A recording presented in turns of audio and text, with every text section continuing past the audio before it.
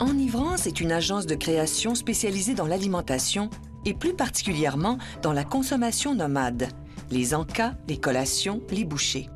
Elle vend son expertise sous forme de concepts, conseils, prototypes ou brochures thématiques et aide ses clients à concevoir les produits du futur, histoire de grignoter du neuf entre les repas.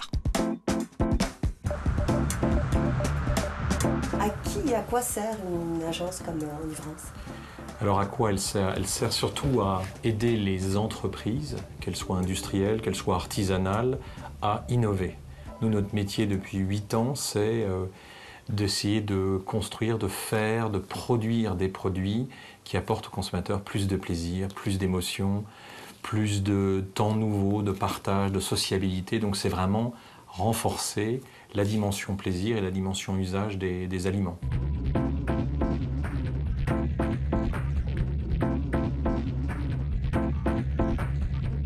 Il y a des clients qui savent exactement ce qu'ils veulent, qui par exemple sur le problématique qui peut être inventer un nouveau break pour l'enfant à l'école entre 14h et 16h, donc des choses très très précises, vont nous faire créer sur des sujets très étroits. Et puis d'autres clients qui ont l'intuition qu'il se passe quelque chose dans leur domaine d'activité et qui viennent nous demander soit de faire un travail en imaginaire, donc d'imaginer de façon prospective les prochaines étapes, soit de formuler une question, de la formaliser, de lui donner du contenu. Et donc on est amené à préciser le champ créatif, la problématique, la préciser, la formaliser, la représenter, la développer à leur côté.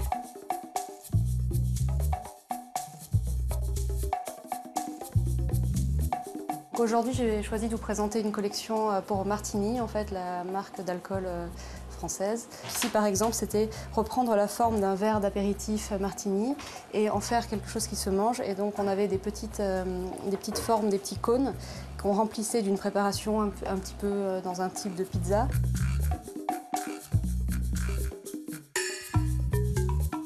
Par exemple, un autre projet était celui-ci. En fait, on a remarqué une tendance très forte sur la graine, tout ce qui était grignotage. Et on a en fait l'équivalent de la boisson Martini en solide. Quand je parle d'équivalent, c'est dans le sens où on a étudié vraiment la concordance des deux. C'est fait pour avoir un apéritif entier qui soit sain et qui soit en accord. Quand on travaille avec eux, on ne fait pas que des produits pour des cocktails, on fait aussi des choses qui pourraient aller en supermarché, on fait des choses qui pourraient être des objets événementiels. C'est très large comme recherche. On travaille assez peu sur le goût, paradoxalement, parce que des gens qui travaillent sur le goût, il y en a beaucoup. Il y a beaucoup finalement de grands talents dans l'univers de la chimie, de la cuisine, des food technologies. C'est ce qui manque, ce qui fait défaut, c'est l'amont, c'est la vision. C'est-à-dire que doit-on produire, quel sens doit-on donner dans l'univers des laitages, dans l'univers du riz, du pain, des nourritures nomades, que doit-on faire, que doit-on produire? Mais nous, on n'a pas besoin d'intégrer cette partie aromatique, goût, on va la trouver chez nos clients.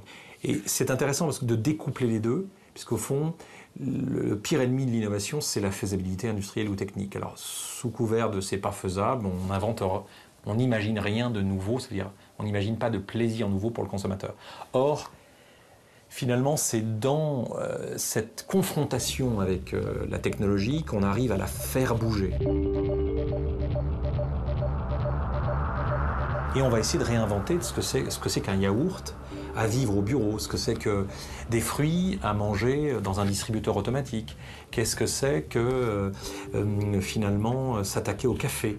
Est-ce qu'on est capable de développer des nourritures périphériques à côté du café? Est-ce que Starbucks est capable d'inventer par exemple des tas de petits breaks, des tas de petites pauses qui soient entièrement dédiées et dévouées au café? Est-ce qu'on est capable de créer une nourriture à côté du champagne? Est-ce qu'on est capable de créer une nouvelle façon d'aborder le fast-food dans le monde? Est-ce que, plutôt que d'avoir à peu près toujours les mêmes process, les mêmes choses, est-ce qu'on est capable de créer un nouvel esprit fast-food qui soit peut-être plus nature, moins processé? Voilà.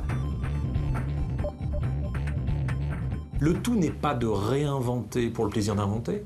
Le tout est parfois d'humblement dire ça existe, c'est merveilleux, ça existe en Grèce, ça existe en Russie, ça existe au Brésil. Comment est-ce que je vais repiquer une intelligence qui s'exprime de façon totalement informelle, c'est-à-dire c'est le petit gars dans sa petite bagnole qui tous les matins fait un truc dément sur un petit marché et de se dire comment est-ce qu'on peut à partir de cela soit le dupliquer, en donner le même plaisir.